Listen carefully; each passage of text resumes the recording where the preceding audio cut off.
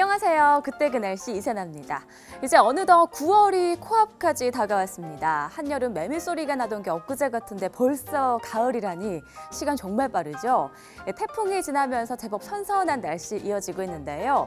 앞으로도 한여름 수준의 늦더위는 없을 것으로 전망됩니다. 자, 오늘 그때 그 날씨는요. 1995년으로 한번 돌아가 볼게요. 그 당시 날씨 먼저 확인해 보겠습니다. 비 쏙 빠진 영남이라고 나와 있습니다. 네, 이날 신보는 전날 역대급 규모의 물난리가 일어나면서 수해 특집 기사가 많았습니다. 이날도 영남을 제외한 전국에 비가 예보돼 있었는데요. 어느 정도의 비가 내렸는지 기사를 통해서 확인해 보죠. 한강의 위기 일단 넘겨. 한때 위험 수위 밤부터 점차 낮아졌다. 태풍 호우가 비상이다. 네, 중부지방을 중심으로 엄청난 양의 폭우가 이어지면서 한강의 수위가 위험 수준까지 도달했다는 기사입니다. 한강의 홍수주의보와 경보는 한강대교 밑에 수심을 통해서 발령 여부를 정하는데요. 한강대교의 수심을 기준으로 삼은 이유가 바로 1918년부터 한강 수위를 이곳에서 측정했기 때문이라고 합니다.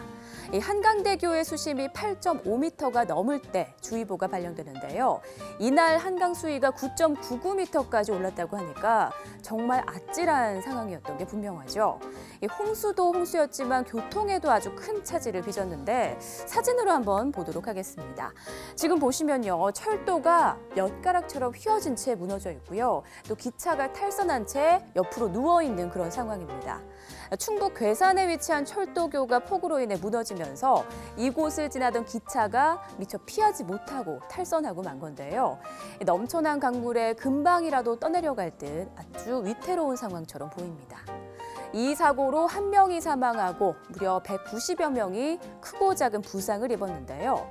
이렇게 다리가 무너질 정도로 중부지방은 강과 또 저수지가 범람하면서 논밭이 잠기는 침수 피해를 입었습니다.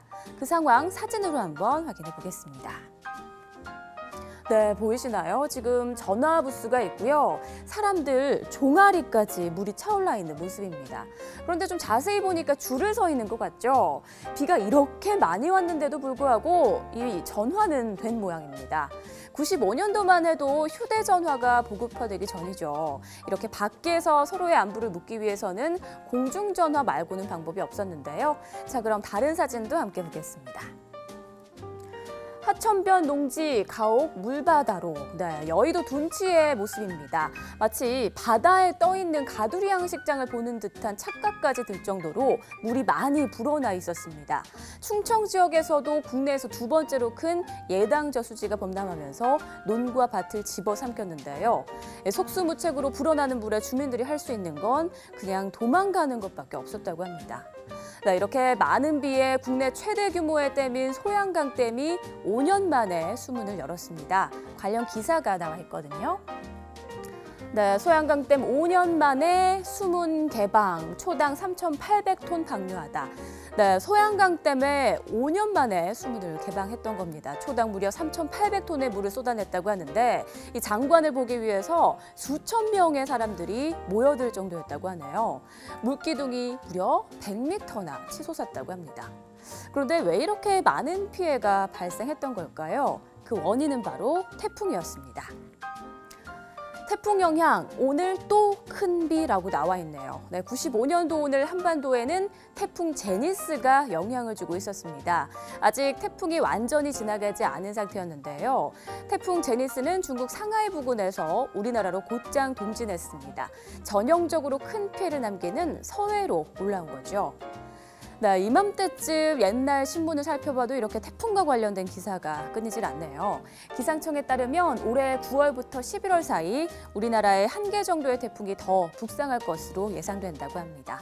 가을 태풍이 여름보다 더 강하고 큰 피해를 남기는 경우가 많으니까요. 태풍 정보에 항상 귀 기울이시기 바랍니다. 지금까지 그때 그 날씨의 이세나였습니다.